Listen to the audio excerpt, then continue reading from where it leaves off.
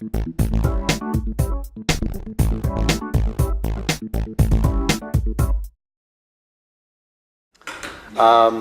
are here to talk to you about Park Boulevard, but mainly to listen to you about what the issues are on Park Boulevard. And part of the reason that we wanted to do this type of meeting is to do a couple of things. Our overriding message is communication and outreach. We are not here to present a project.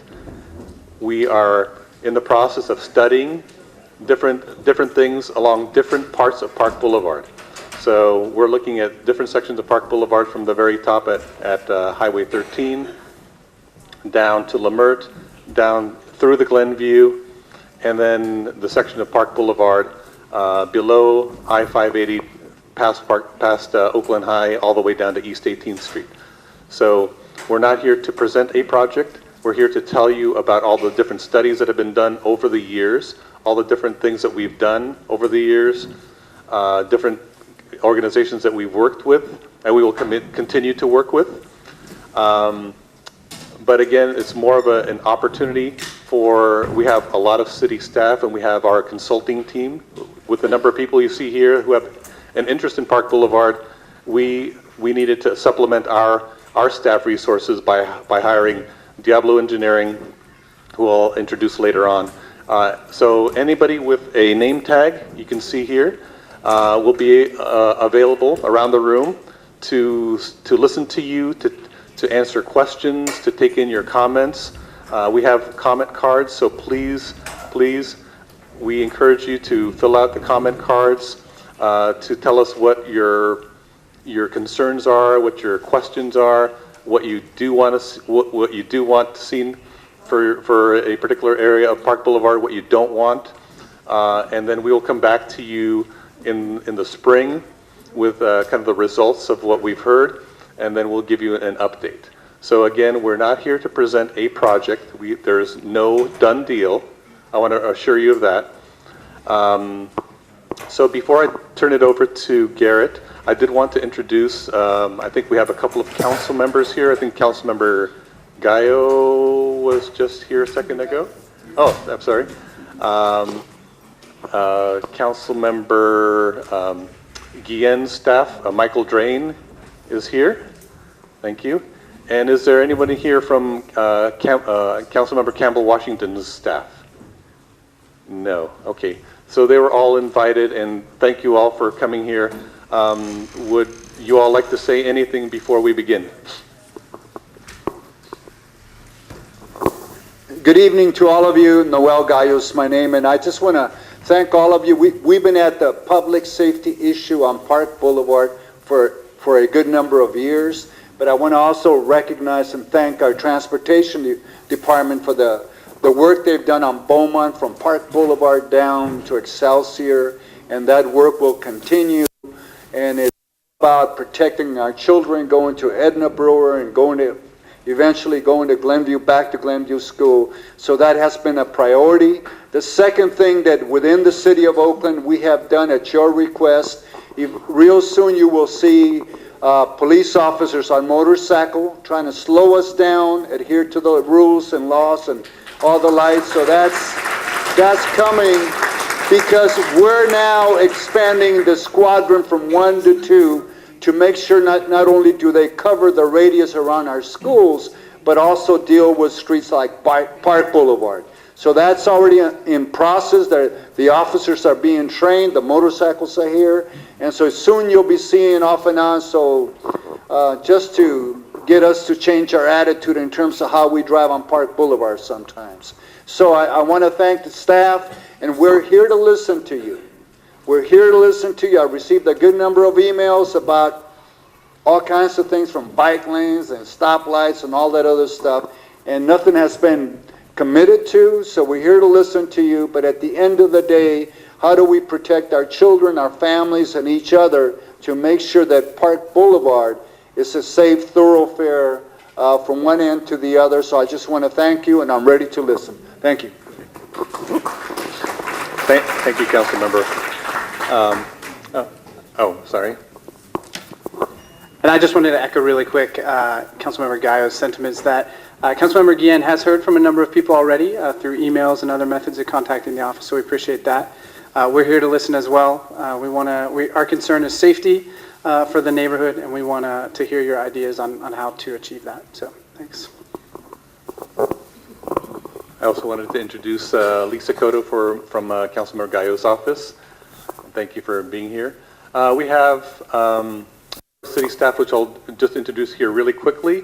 Joe Wang from Senior Transportation Traffic Engineer. See Darian Avellino, one of our traffic engineers in the back. Jason Patton, our Bicycle and Pedestrian Program Manager. Let's see, Sarah Fine, who is our Senior Transportation Planner, is here. Sorry. And let's see, Sean Maher, our Public Information Officer, is here. And then I think that's all city staff, I believe. And then I want to introduce maybe I'll let Garrett introduce our consultant team. So before we begin, restrooms. Do we know where the restrooms are? Okay. Okay, very, very important. Okay, so out that door. So the format, we're going to, again, let Garrett do an introduction, tell you what's been happening on Park Boulevard over the last few years. Then we're going to break into groups, and we're going to have staff and consultants take in your comments, listen to your concerns, ideas. Again, we're not here to present a project. We're here to listen to you before we move further ahead. There is a identical meeting that's going to be held tomorrow evening at FM Smith Recreation Center on Lower Park Boulevard. We'll have the same format, and but again, the purpose of this meeting is to do outreach and communication. It's to tell you what's happening, tell you what's not happening, and then to let you ask questions and give your comments. So I'm going to turn it over to Garrett. As Vlad mentioned, I'm Garrett Greitz with Diablo Engineering, civil engineer. I work a lot of different projects with the city of Oakland. The consultant team is also Michael Baker International, Chad Havens, Rob Reese, and Carrie Modi are from Farron Piers. Jennifer Harmon is my business partner. And Carol Levine, where's Carol? From Spokemore. There she is in the back. So we all have name tags. There's a lot of people here tonight, and we very much appreciate all of you being here, and we want to hear from each of you. And not tonight as in everybody gets a chance to talk up in front of everybody, but breakout sessions. And as Vlad said, we want to know all the things that you know about what's good and what needs to be fixed along Park Boulevard. I've had some interactions already with some of you, and there's comment cards in the back. We have business cards if you want to email your issues, your concerns. Before we can start finding solutions, we have to really understand what the problems are. And that's what we're here tonight to do, is to find out where are all the problems. So the Park Boulevard Corridor Study is an evaluation of pedestrians, bicycle, and school safety. And we have the meeting tonight. We have a meeting tomorrow. We did them back to back because there's some people that couldn't make it tonight. So rather than having people rearrange their schedule, we have an identical meeting. So everybody doesn't need to feel like they're going to miss something by not going tomorrow night. The next step is, and as I mentioned, we're going to solicit and document the community concerns, get your input. We already know that there's a group that has voiced to the city that we've got high speeds, we have safety concerns revolving around school access, and we're going to evaluate bicycle lanes along the corridor. After this meeting is that if there are the community organizations, the business district, the school district, is that we're available to come meet in a smaller forum to understand, to be able to communicate and understand more about what your community, smaller group community needs are. And then, like Vlad said, is that we will come back. So after we understand the issues, we're going to think about things, we're going to brainstorm, and then we'll come back out and talk about, here are some things that we can do along the corridor. So the corridor is unique. You all know that. We've divided it up into 3 segments, the upper and the middle and the lower. It's unique in some ways is that it crosses or connects to 2 state highways. It also crosses 3 council districts. And there's unique character to each of the 3 different segments. So I'm going to talk first about the upper Park Boulevard corridor. It starts at Mountain, and we've defined it that it ends at Lemert. You're all familiar with it, but I want to point out a couple of things. This is going southwesterly, a series of photos. We've got some drainage issues to take care of. You all can see that the pavement is in need of an asphalt overlay. And that's part of this, is that when we do an asphalt overlay, we get the opportunity to restripe the road to its highest and best use. So if we can get organized and figure out, here's what we want to do, when we repave it, we can stripe it to take advantage of that situation. And it's not extra money, it's just being smart with the money that we have. There's not much opportunity to do things on the southbound direction. We've got utilities, we have 1 driveway access at the Zion Lutheran School and Church. We have a pedestrian crossing. We also have some geology to contend with. So there's not much opportunity to do any widening or improvements on the southbound side. The intersection with Estates, and then down at Lemert, another school crossing. And then headed back up on the northbound side is that we already have a makeshift pedestrian walkway, and it gets utilized. We also have 3 bridge structures that accommodate a sidewalk, but it's not connected with concrete sidewalks. And then some of you might have seen is that there was a study done a number of years ago to look at various lane configurations and to try and do improvements for pedestrians and bicyclists in Upper Park. This cross-section shows there's 2 lanes each direction. That's reflective of the pictures. Some concepts were developed. And a lot of times what we do is we develop concepts, and we use those concepts to go out and compete with other cities for funding. Is that this is a really good project. It's important to the community. And so we put those packages together. We try and go out and compete. And so this is an example of that, is that we started looking at some concepts. Some of the concepts identify a protected bike lane and pedestrian access way up the corridor. Some challenges are the geology, is that in order to do sidewalk all the way up, it requires retaining walls that are really expensive and could be environmentally impactful.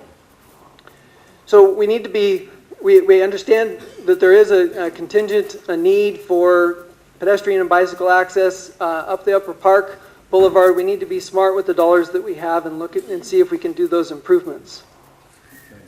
Yes. So at this point, I'd like to interject that there is not a project. There's some studies that were done even before I started with transportation services, probably in the late 90s. So this is actually some studies that took place when Mayor Kwan was in office. But again, there's not funding to move that along. So when you do hear there's a plan to do bike lanes on Park Boulevard, that may be what people are referring to. But as of yet, we're still a long, long ways away from anything happening. So now let me talk about Middle Park Boulevard, from Lemert down to MacArthur, or the 580. These are a series of photographs at various segments along the corridor.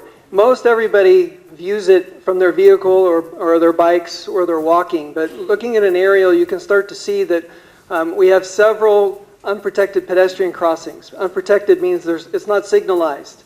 So we try and do things to enhance the crosswalk, to try and bring lots of visibility to it. But when we do some of the crossings, you can see through here is that the piano staggering of the striping is to try and bring visibility to it, but it is still unprotected. We have these as a tool so that when we have the breakout sessions, we would like to hear from you is that, oh, I walk across that crosswalk all the time, and here's what I see are the problems. Is that it's in the southbound direction, maybe it's the northbound direction. Maybe you see that it would be really advantageous if there was a pedestrian refuge area in the middle to where you could cross one side and feel safe before crossing the other 2 lanes of traffic. So those are the types of things that we want to hear from you. And again, a little bit of history. Back in about 2005, 2006, we did do some upgrades to a couple of the crossings. I believe it was at Everett, and I don't remember the other one. We put in flashing lights that for the pedestrians, and we've had some malfunctions over the years, so that is a problem that we do need to continue to address. We also did a bulb out or widening of the sidewalk at the crosswalk. I think it was at Everett or one of those intersections. El Centro, thank you. Is the other E Street.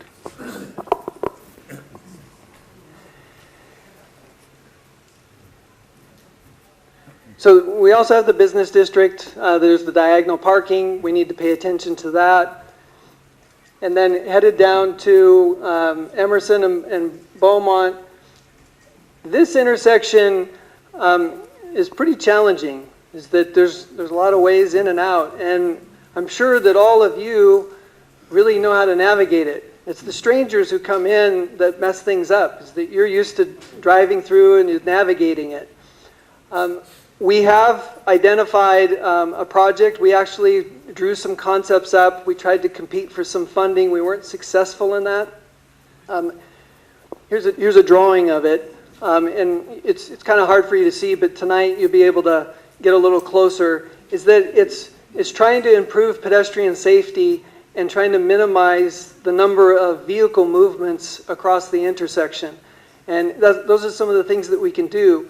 This is really preliminary. It's a concept.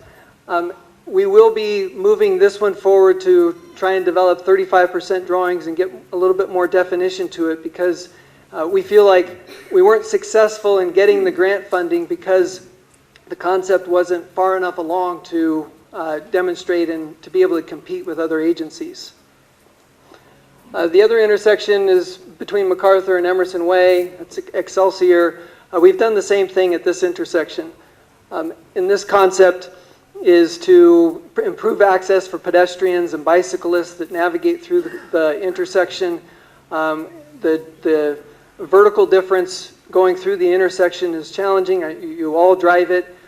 This is a concept to try and limit the number of vehicle movements and decrease the distance that pedestrians have to cross the intersection.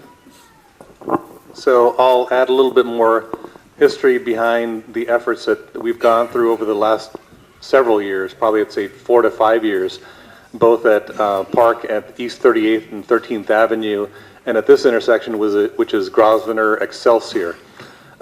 We've had chronic issues with complaints from pedestrians, especially school children who want to cross Park Boulevard to get to mainly Edna Brewer School and some to Glenview, and also other pedestrians who live in the area who just want to cross the street while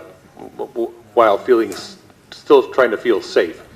So we've worked for a number of years. We've been to many meetings, both at Glenview and at Edna Brewer School, and working with the Glenview Neighborhood Association, with other community folks, and with the school administration, and with OUSD. As Garrett mentioned, we developed a couple of concepts at those 2 intersections, which are kind of like 6-way intersections. There are all kinds of streets crossing in there, to try to shrink it down to make the pedestrian crossing easier, safer, and to alert drivers who are going through there to take caution, to slow down to more like the posted speed, which is, I think, is 25 in the school zone. Unfortunately, we were very close with the grant, so we're not giving up. We're continuing on. perhaps with the passage of Measure KK, and thank you, Oakland, for passing it with an 82% majority, which is incredible. So it was meant for things like this, for school safety, pedestrian safety. So that is a possible future source of funding. But as you can see, these intersections are really, really big. So the solutions are really, really costly. Things like traffic signals or flashing lights or widening sidewalks cost a lot of money. So we need big money sources. So that's kind of the history. Just so you all know, if you're not from the area or we're not involved in those meetings, we've been working for many years, probably I'd say 4 to 5 years with the schools. Now let me talk a little bit about Lower Park Boulevard. From 580 down to East 18th and then continuing on over to Lakeshore. We have Oakland High School, lots of unprotected pedestrian crossings. And actually in this section, there's quite a few signals, higher density housing. There's lots of activity on the corridor. So if there are any residents in this area, we would like to have some interaction. And then the meeting tomorrow night is a little bit closer to this neighborhood. So we anticipate a lot of interaction for Lower Park tomorrow night as well. For Lower Park, we do have some concepts, or not concepts, the plans are further along, is that the city was successful in having a grant be funded for the study of a road diet project for Lower Park. And this study is essentially, it's a pilot program for what is the right way to do a road diet project. There's a few locations within the city. It's really an exceptional thing. The grant is the city was successful in getting this grant, and the process is to use it as not as an experiment, as a pilot program, prototype, so that other agencies can see what we've done in Oakland and try to mimic it and understand the process that we've gone through. So we are going to be looking for funding for this. It is a road diet project where we're incorporating bike lanes and trying to get traffic calming through the corridor. I'll just say a little bit about the history of the studies on Lower Park Boulevard, basically below I-580. So this is a concept that I believe was studied in the 2007 Bicycle Master Plan and was affirmed as a priority project by the City Council I believe it was in 2012. So it's been on the books, it's been a kind of a known and a priority project over the years. Projects like this, we try to deliver them when we do resurfacing of streets. So basically the cost of putting down paint is included in the resurfacing, so there's not really any additional or not very much incremental cost. So we're in the preliminary stages, as Garrett mentioned, but one of the things, I've gotten dozens of emails over the weekend. One of the things to keep in mind is with any type of a project that reduces lanes, there is, by policy, City Council policy, there is a process that we need to go through, which includes, first of all, traffic studies that prove that it's feasible. There's environmental studies that need to be done. There's community outreach that needs to take place.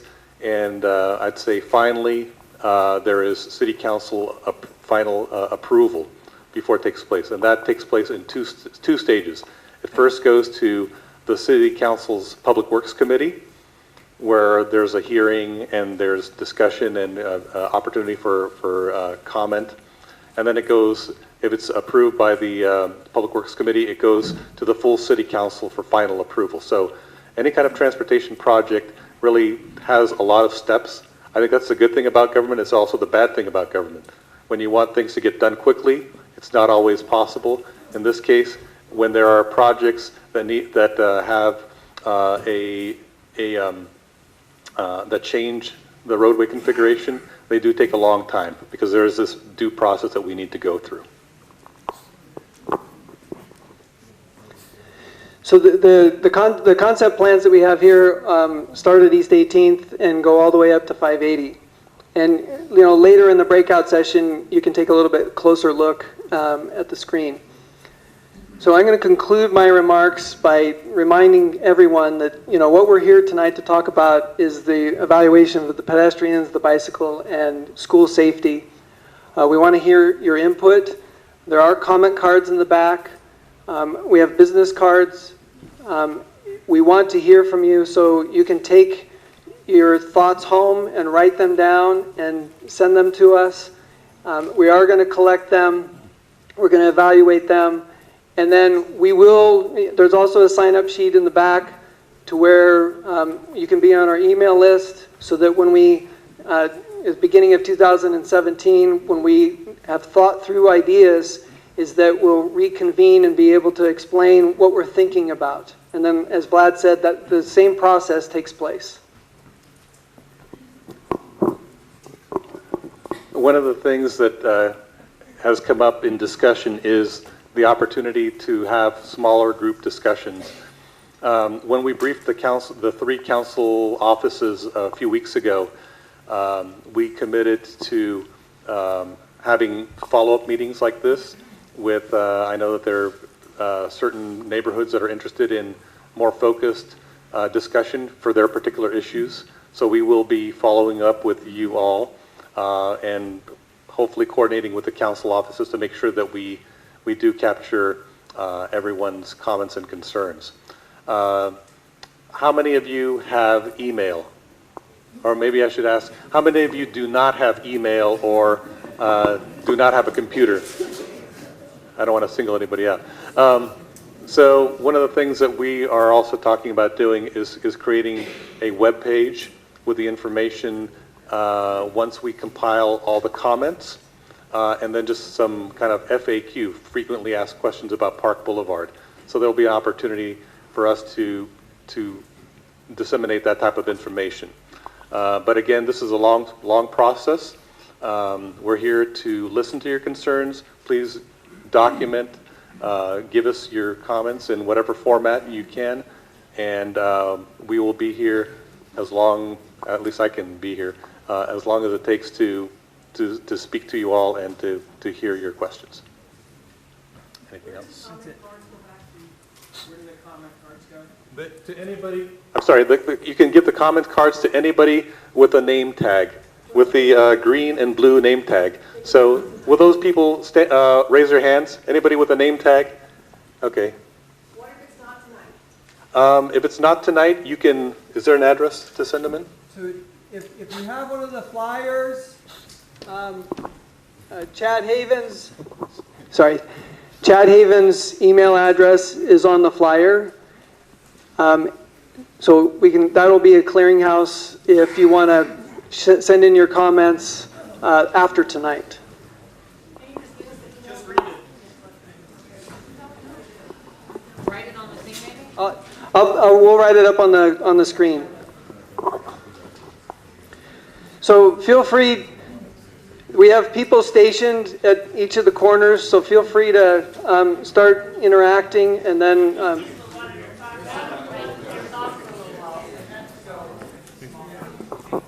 Okay, we're going to break into groups now. Okay, Alan wants to make an announcement about the GNA meeting. Yeah, I'm really pleased to see a great turnout tonight. We have discussed this issue for 5 years within GNA, and we will discuss it some more.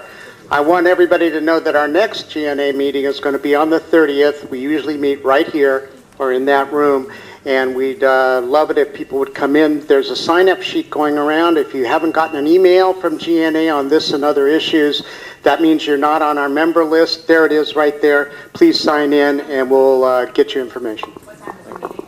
The meeting's at 7 o'clock on the 30th. Glenview Neighborhood Association. Okay, thank you.